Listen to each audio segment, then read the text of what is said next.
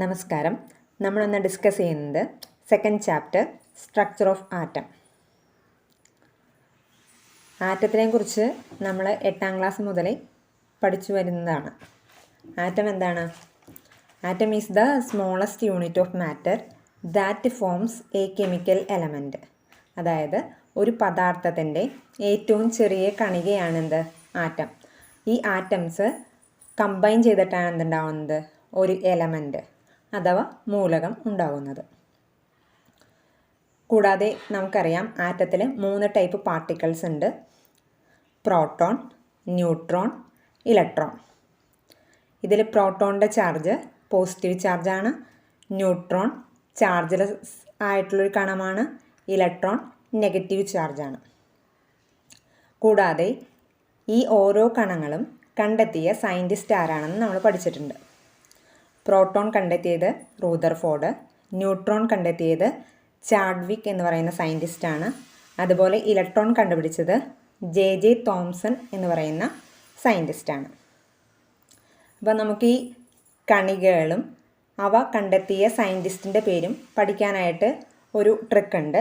അതായത് നമ്മൾ പറയുന്നത് PEN-RTC എന്നാണ്. PEN-RTC, that is P for proton. Proton was discovered by Rutherford. E for electron. Electron was discovered by Thomson. Third particle is neutron. Neutron was discovered by Chadwick. So, PEN-RTC is the simple trick to memorize. നമുക്ക് competitive എക്സാംസിന് ഒരു 1 വേർഡായിട്ട് നമുക്ക് വേണമെങ്കിൽ പ്രതീക്ഷിക്കാം. Proton കണ്ടെത്തിയത് ആരാണ്, അല്ലെങ്കിൽ neutron കണ്ടെത്തിയത് ആരാണ്, ഇലക്ട്രോൺ കണ്ടെത്തിയത് ആരാണ്. ഓക്കെ. കൂടാതെ നമ്മൾ പറഞ്ഞു ആറ്റത്തിനൊരു സെൻറ്റർ ഉണ്ട്. ആ സെൻറ്ററാണെന്ത്? ന്യൂക്ലിയസ്. ന്യൂക്ലിയസിൽ അടങ്ങിയിരിക്കുന്ന 2 കണങ്ങളാണ് പ്രോട്ടോണും ന്യൂട്രോണും. ഇലക്ട്രോൺ ന്യൂക്ലിയസിന് ചുറ്റും കറങ്ങിക്കൊണ്ടിരിക്കുന്നു. ആ ന്യൂക്ലിയസിന് ചുറ്റും ഇലക്ട്രോൺ റിവോൾവ് ചെയ്യുന്ന പാത്തിനെയാണ് നമ്മൾ ഓർബിറ്റ് എന്ന് പറയുന്നത്. Electrons are revolving around the nucleus in circular path called orbits. ഒരു എക്സ്പെരിമെൻറ്റിനെ പറ്റിയാണ് ഈ ചാപ്റ്ററിൽ ആദ്യം പഠിക്കാൻ പോകുന്നത്. ആ എക്സ്പെരിമെൻറ്റിൻ്റെ പേരാണ് റൂദർഫോർഡ്സ് ആൽഫ സ്കാറ്ററിംഗ് എക്സ്പെരിമെൻറ്റ്, അല്ലെങ്കിൽ നമുക്കതിനെ പറയാം ഗോൾഡ് ഫോയിൽ എക്സ്പെരിമെൻറ്റ്. നമ്മൾ റൂദർഫോർഡ് എന്ന് പറയുന്ന സയൻറ്റിസ്റ്റിനെ പറ്റി നേരത്തെ കേട്ടു. എന്താണ്? റൂദർഫോർഡാണ് പ്രോട്ടോൺ എന്ന പാർട്ടിക്കിൾ കണ്ടെത്തിയത്. അപ്പോൾ റൂദർഫോർഡിൻ്റെ ഒരു ഫേമസ് ആയിട്ടുള്ള എക്സ്പെരിമെൻ്റ് ആണെന്ത്? ആൽഫ സ്കാറ്ററിംഗ് എക്സ്പെരിമെൻറ്റ് അഥവാ ഗോൾഡ് ഫോയിൽ എക്സ്പെരിമെൻറ്റ്. അപ്പോൾ നിങ്ങളുടെ ടെക്സ്റ്റ് ബുക്കിൽ ഈ ഗോൾഡ് ഫോയിൽ എക്സ്പെരിമെൻറ്റ് ഒരു എക്സ്പെരിമെൻ്റൽ സെറ്റപ്പ് കൊടുത്തിട്ടുണ്ട്. അപ്പോൾ നമുക്ക് അതത്ര ഇമ്പോർട്ടൻ്റ് ആയിട്ടുള്ള ഭാഗമല്ല. ഓക്കെ. കൂടാതെ ഈ എക്സ്പെരിമെൻറ്റ് നമ്മളൊരു 3 പാർട്ടായിട്ടാണ് പഠിക്കുന്നത്. ആദ്യം എക്സ്പെരിമെൻറ്റ് എന്താണെന്നും എക്സ്പെരിമെൻറ്റ് വഴി റൂദർഫോർഡ് കണ്ടെത്തിയ ഒബ്സർവേഷൻസ് എന്താണെന്നും ആ ഒബ്സർവേഷനിലൂടെ റൂദർഫോർഡ് എന്തെല്ലാം നിഗമനങ്ങൾ അഥവാ കൺക്ലൂഷനിലെത്തിയെന്നുമാണ് നമ്മൾ ഈ ആൽഫ സ്കാറ്ററിംഗ് എക്സ്പെരിമെൻറ്റിലൂടെ ഡിസ്കസ് ചെയ്യുന്നത്. ഇപ്പോൾ റൂദർഫോർഡ് ഈ എക്സ്പെരിമെൻറ്റിന് വേണ്ടി സെലക്ട് ചെയ്ത മെറ്റലാണ് ഗോൾഡ് മെറ്റൽ. ഇപ്പോൾ ഗോൾഡിൻ്റെ ഒരു തിൻ ഫോയിലാണ് ഇവിടെ എക്സ്പെരിമെൻറ്റിനായിട്ട് യൂസ് ചെയ്തത്. ഗോൾഡ് ഉപയോഗിക്കാനൊരു പ്രത്യേക കാരണമുണ്ട്. കാരണം എന്താണ്? ഗോൾഡ് എന്ന് ചോദിച്ചാൽ മാലിബിലിറ്റി ഏറ്റവും കൂടിയ മെറ്റലാണ്. അതായത് മാലിബിലിറ്റി ഏറ്റവും കൂടുതലായ മെറ്റലായത് കാരണം തന്നെ നമുക്കതിനെ വളരെ തിൻ ഷീറ്റാക്കി മാറ്റാൻ സാധിക്കും. അതുകൊണ്ടാണ് റൂദർഫോർഡ് എന്ത് സെലക്ട് ചെയ്തത്? ഗോൾഡ് ഫോയിൽ സെലക്ട് ചെയ്തത്. അപ്പം നമ്മൾ ഇവിടെ ആദ്യത്തെ പിക്ചറിൽ കാണിച്ചിരിക്കുന്നത് എന്താണ്? ഒരു ഗോൾഡ് ഫോയിലിൻ്റെ പിക്ചറാണ് കാണിച്ചിരിക്കുന്നത്. ആ ഗോൾഡ് ഫോയിലിൽ എന്തുണ്ടാവും? ധാരാളം ഗോൾഡിൻ്റെ ആറ്റംസ് ഉണ്ടായിരിക്കും. ഇപ്പോൾ റൂദർഫോർഡ് ആദ്യം ചെയ്തത് he was bombarded the gold foil with alpha particles. നമ്മൾ റേഡിയോ ആക്ടിവിറ്റി പഠിച്ചിട്ടുണ്ട് 3 type particles: alpha rays, beta rays, gamma rays. അതിൽ തന്നെ ആൽഫ റേസ് എന്ന് വെച്ചാൽ പോസിറ്റീവ് ചാർജഡ് പാർട്ടിക്കിളാണ്. ബീറ്റ റേസ് എന്ന് വെച്ചാൽ എന്താണ്? നെഗറ്റീവ്ലി ചാർജഡ് പാർട്ടിക്കിൾസ് ആണ്. ഗാമ റേസ് എന്ന് വെച്ചാൽ പ്രത്യേകിച്ച് ചാർജ് ഒന്നുമില്ലാത്ത റേസ് ആണ്. ക്ലിയർ ആയല്ലോ? അപ്പോൾ നമ്മളിവിടെ gold foil bombarded with alpha rays. The next point is the gold foil was surrounded by a circular fluorescent zinc sulfide screen. അതിനുശേഷം എന്ത് ചെയ്തു? ഈ ഗോൾഡ് ഫോയിലിനെ ഒരു circular fluorescent zinc sulphide screen വെച്ച് എന്ത് ചെയ്തിട്ടുണ്ടായിരുന്നു? സറൗണ്ട് ചെയ്തിട്ടുണ്ടായിരുന്നു. അതായത് ഇവിടെ ഈ ഫ്ലൂറസെൻറ്റ് സിങ്ക് സൾഫൈഡ് സ്ക്രീൻ ഒരു ഡിറ്റക്ടറിനെ പോലെയാണ് ആക്ട് ചെയ്യുന്നത്. അതായത് ഈ ആൽഫ റേസ് ഗോൾഡ് ഫോയിലിലൂടെ പാസ് ചെയ്തിട്ട് ഈ സിങ്ക് സൾഫൈഡ് സ്ക്രീനിൽ വന്ന് പതിക്കുകയാണെങ്കിൽ അവിടെ എന്തുണ്ടാവും? ചെറിയ ചെറിയ പോയിൻറ്റ്സ് നമുക്ക് അവിടെ കാണാൻ കഴിയും. അപ്പോൾ ഇവിടെ സിങ്ക് സൾഫൈഡ് സ്ക്രീൻ എന്തായിട്ടാണ് ആക്ട് ചെയ്യുന്നത്? ഒരു ഡിറ്റക്ടറായിട്ടാണ് ആക്ട് ചെയ്യുന്നത്. അതാണ് രണ്ടാമത്തെ point. The gold foil surrounded by a circular fluorescent zinc sulphide screen. അപ്പോൾ മൂന്നാമത്തെ പോയിന്റ് എന്താണ്? When alpha particle strike the screen a thin flash of light was produced at the point. അപ്പോൾ നമ്മൾ ഓൾറെഡി പറഞ്ഞു ഈ സിങ്ക് സൾഫൈഡ് സ്ക്രീൻ എന്തായിട്ടാണ് use ചെയ്യുന്നത്? ഒരു ഡിറ്റക്ടറായിട്ടാണ് യൂസ് ചെയ്യുന്നത്.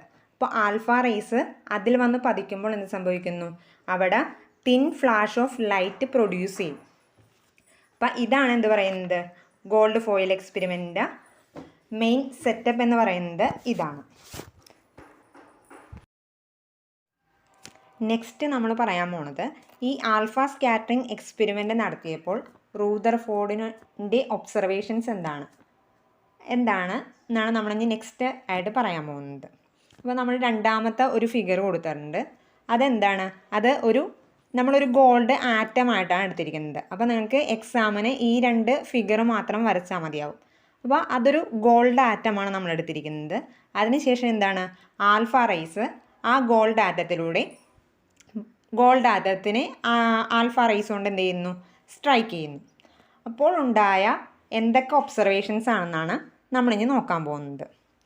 അപ്പോൾ first observation is that most of the alpha particle passed through the gold foil without any deflection.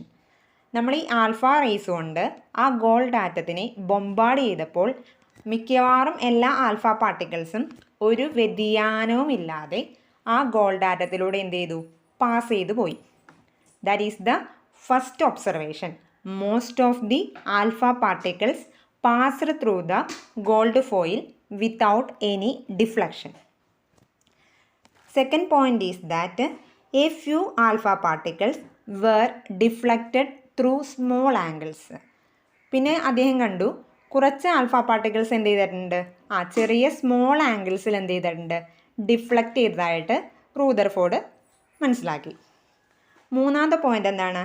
A very few alpha particles were deflected through large angles and some of them deflected back.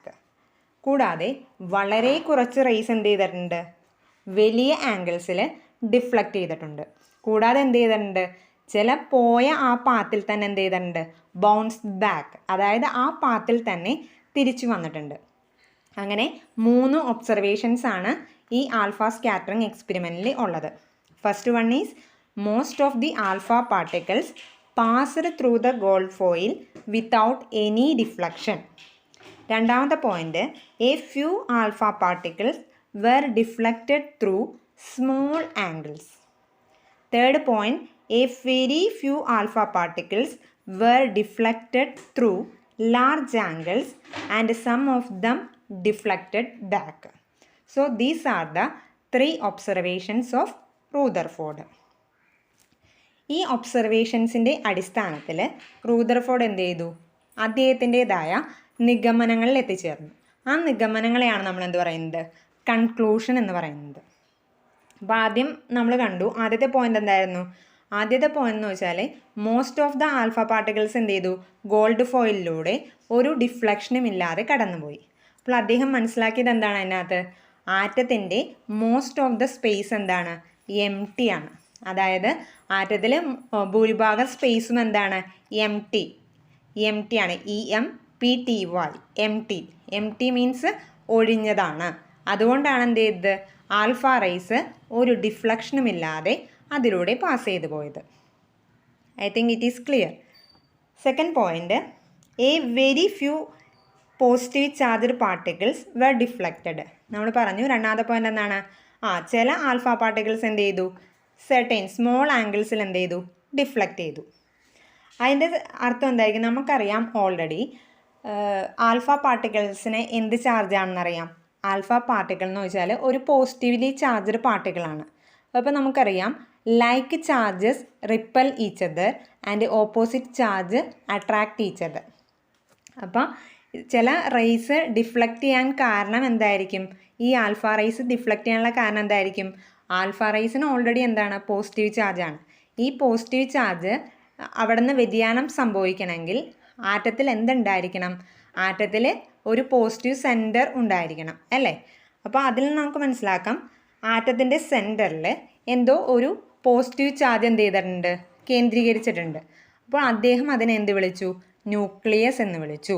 അപ്പോൾ എന്താണ്, a few positive charged particles were deflected. This is because positive charge concentrated on the centre. So he called it is nucleus. കുറച്ച് alpha particles large ആംഗിൾസിൽ deflect ചെയ്തു. അതുകൂടാതെ ചില raise എന്ത് ചെയ്തു, bounced back. അപ്പോൾ അതിന് കൺക്ലൂഷനായിട്ട് അദ്ദേഹം പറഞ്ഞ എന്താണ്, alpha particle which make direct collision with the nucleus are deflected through large angles. Such alpha particles are small. അപ്പോൾ നമുക്ക് മനസ്സിലാകും എന്താണ്, അതായത് ഈ ആൽഫ പാർട്ടിക്കിൾസ് ആ സെൻറ്ററിലാണ് കറക്റ്റായിട്ട് കൊളൈഡ് ചെയ്തിട്ടുണ്ടെങ്കിൽ എന്ത് സംഭവിക്കും, അത് ലാർജ് ആംഗിൾസിൽ എന്ത് ചെയ്യും, ഡീവിയേറ്റ് ചെയ്യും, അല്ലെങ്കിൽ ലാർജ് ആംഗിൾസിൽ ഡിഫ്ലക്ഷൻ സംഭവിക്കും. അതായത് കറക്റ്റ് ആ ന്യൂക്ലിയസിൽ തന്നെയാണ് പതിക്കണമെങ്കിൽ എന്ത് ചെയ്യും, ചില റേസ് എന്ത് ചെയ്യും, ബൗൺസ്ഡ് ബാക്ക് വന്ന പാത്തിൽ കൂടി തന്നെ എന്ത് ചെയ്യും, തിരിച്ചു പോകാനും സാധ്യതയുണ്ട്. അപ്പോൾ അദ്ദേഹം കണ്ടെത്തിയത് എന്താണ്, അപ്പോൾ ന്യൂക്ലിയസ് അതായത് ആറ്റത്തിന് ഒരു പോസിറ്റീവ് സെൻറ്റർ ഉണ്ട്. അതിനാണ് അദ്ദേഹം എന്ത് വിളിച്ചത്, ന്യൂക്ലിയസ് എന്ന് പറയുന്നത്.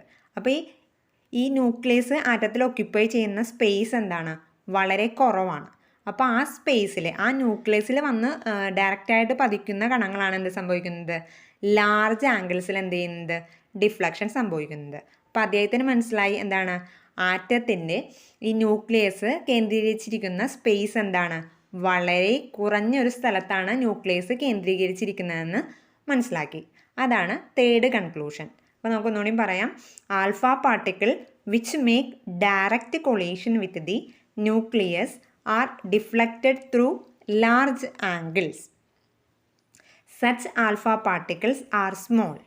That is, the nucleus of the atom must be occupying a very small space. അപ്പോൾ അതിൻ്റെ കൺക്ലൂഷൻ നമ്മളിപ്പോൾ ഓൾറെഡി പറഞ്ഞതാണ്. അതായത് ലാർജ് ആംഗിൾസിൽ ഡിഫ്ലക്ഷൻ സംഭവിച്ച വളരെ കുറച്ച് റേസ് മാത്രമേ ഉള്ളൂ. അതിൻ്റെ അർത്ഥം എന്താണ്, അതായത് ആ ന്യൂക്ലിയസ് ആ പോസിറ്റീവ് സെൻറ്ററിൽ വന്ന് ഡയറക്റ്റായിട്ട് പതിക്കുന്ന റേസ് മാത്രമേ എന്ത് ചെയ്യുന്നുള്ളൂ, ലാർജ് ആംഗിൾസിൽ ഡീവിയേറ്റ് ചെയ്യുന്നുള്ളൂ. അതിൻ്റെ എണ്ണവും എന്താണ്, വളരെ കുറവാണ്.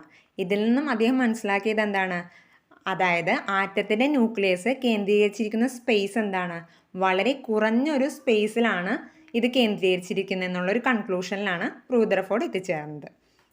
അപ്പോൾ അദ്ദേഹത്തിൻ്റെ ഈ എക്സ്പെരിമെൻറ്റ്, അതിൻ്റെ ഒബ്സർവേഷനും അതിൻ്റെ കൺക്ലൂഷനും അടിസ്ഥാനമാക്കി അദ്ദേഹം ആറ്റത്തിൻ്റെ ഒരു പുതിയൊരു മോഡലിന് രൂപം നൽകി. ആ മോഡലാണ് ന്യൂക്ലിയർ മോഡൽ ഓഫ് ആറ്റം. അപ്പോൾ അതൊരു ഇമ്പോർട്ടൻറ്റ് പോയിൻ്റാണ്, ഫോക്കസ് ഏരിയയിൽ ഓൾറെഡി ഉള്ളൊരു പോയിൻ്റാണ് ന്യൂക്ലിയർ മോഡൽ ഓഫ് ആറ്റം. അപ്പോൾ ഈ ന്യൂക്ലിയർ മോഡൽ ഓഫ് ആറ്റത്തിൽ നമുക്ക് കുറച്ച് പോസ്റ്റ്ലേറ്റ്സ് ആണ് പഠിക്കാനുള്ളത്. അതായത് അദ്ദേഹത്തിൻ്റെ ഈ എക്സ്പെരിമെൻ്റിൻ്റെ അടിസ്ഥാനത്തിൽ അദ്ദേഹം രൂപം കൊടുത്ത ഒരു ആറ്റത്തിൻ്റെ മാതൃകയാണ് എന്ത്, nuclear model of atom. Okay, അപ്പോൾ നമുക്കത് ഡിസ്കസ് ചെയ്യാം. ഫസ്റ്റ് പോയിൻ്റ് എന്ന് വെച്ചിട്ടുണ്ടെങ്കിൽ, all the positive charge and most of the mass of the atom are concentrated in a small region called nucleus. അപ്പോൾ അദ്ദേഹത്തിൻ്റെ എക്സ്പെരിമെൻ്റ് വഴി അദ്ദേഹത്തിന് മനസ്സിലായി എന്താണ്, അതായത് പോസിറ്റീവ് ചാർജും ആറ്റത്തിൻ്റെ മുഴുവൻ മാസും കേന്ദ്രീകരിച്ചിരിക്കുന്നത് എവിടെയാണ്, ഒരു ചെറിയൊരു റീജിയനിലാണ് കേന്ദ്രീകരിച്ചിരിക്കുന്നത്. ആ റീജിയനെയാണ് അദ്ദേഹം എന്ത് വിളിച്ചത്? ന്യൂക്ലിയസ് എന്ന് വിളിച്ചത്. അപ്പോൾ all the positive charge and most of the mass of the atom are concentrated in a small region. That region is called nucleus. That is his first postulate. രണ്ടാമത്തെ point, electrons are revolving around the nucleus with a very high speed in circular path called orbits. പിന്നെ എന്താ കണ്ടെത്തിയത്? കൂടാതെ ഈ ന്യൂക്ലിയസിന് ചുറ്റും electrons കറങ്ങുന്ന ഒരു പ്രത്യേക ഒരു പാതയുണ്ട്, ഒരു പാത്തുണ്ട്. ആ പാത്തിനെ അദ്ദേഹം വിളിച്ചത് എന്താണ്? ഓർബിറ്റ്സ് എന്നാണ് വിളിച്ചത്. അപ്പോൾ what is an orbit? Electrons are revolving around the nucleus with a very high speed in circular path. That path is called orbits. Okay.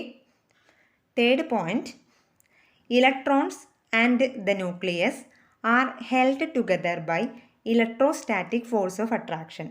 അതായത് ഇലക്ട്രോൺസും ന്യൂക്ലിയസും പരസ്പരം held together by electrostatic force of attraction. നമുക്കറിയാം electrostatic force of attraction എപ്പോഴും act ചെയ്യുന്നത് എങ്ങനെയാണ്? രണ്ട് oppositely charged particles തമ്മിലാണ് ആക്ട് ചെയ്യുന്നത്. അപ്പോൾ ഇവിടെ ന്യൂക്ലിയസിന് നമുക്കറിയാം പോസിറ്റീവ് ചാർജാണ്, ഇലക്ട്രോൺസിന് എന്ത് ചാർജാണ്? നെഗറ്റീവ് ചാർജാണ്. അപ്പോൾ ഇവർ പരസ്പരം എന്താണ്? ഇലക്ട്രോസ്റ്റാറ്റിക് ഫോഴ്സ് ഓഫ് അട്രാക്ഷൻ ആണ് ഇവർ തമ്മിലുള്ളത്. അതാണ് third point. Electrons and the nucleus are held together by electrostatic force of attraction. I think it is clear. Fourth point, most of the space in an atom is empty. കൂടാതെ alpha raise ഭൂരിഭാഗവും അൺഡിഫ്ലക്റ്റഡ് ആയിട്ട് കടന്നു പോയപ്പോൾ അദ്ദേഹത്തിന് മനസ്സിലായ എന്താണ്? ആറ്റത്തിൻ്റെ ഭൂരിഭാഗം സ്പേസും എംറ്റി ആണെന്ന്. അപ്പോൾ ന്യൂക്ലിയർ മോഡൽ ഓഫ് ആറ്റത്തിൻ്റെ നാലാമത്തെ പോയിന്റ് എന്താണ്? Most of the space in an atom is എംറ്റി. അതായത് ആറ്റത്തിൻ്റെ ഭൂരിഭാഗം സ്പേസും എന്താണ്? എംറ്റി ആണെന്നാണ്. അപ്പോൾ നിങ്ങൾക്ക് ആൽഫ സ്കാറ്ററിംഗ് എക്സ്പെരിമെൻറ്റിനെ പറ്റിയും ആൽഫ സ്കാറ്ററിംഗ് എക്സ്പെരിമെൻറ്റ് വഴി റൂദർഫോർഡ് എത്തിച്ചേർന്ന ന്യൂക്ലിയർ മോഡൽ ഓഫ് ആറ്റവും ക്ലിയർ ആയെന്ന് ഞാൻ വിചാരിക്കുന്നു. Okay, thank you.